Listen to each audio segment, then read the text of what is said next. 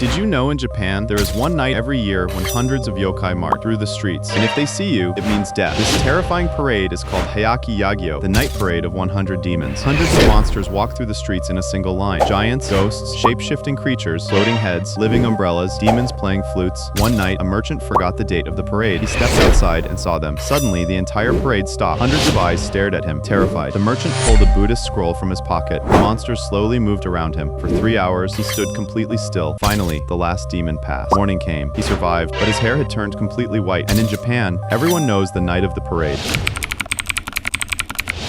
Some artists were believed to be so talented, their paintings could come alive. A collector bought a scroll painting of a beautiful woman and hung it in his room. That night, he noticed something strange. Her eyes had moved slightly to the left. He thought he was imagining it. The next morning, her hand position had changed. She was closer to the edge of the painting. By the third night, she was pressing against the border of the scroll, like she was trying to step out. Terrified, the collector visited a priest. The priest looked at the painting and whispered, "Burn it now. She is not a painting. She was the artist's wife before he died. He trapped her spirit inside the scroll, so she could never leave him. She has been trying to escape for 200 years. The collector burned the scroll. As the fire spread, it screamed. The ashes on the floor formed 5 words. Why didn't you help me?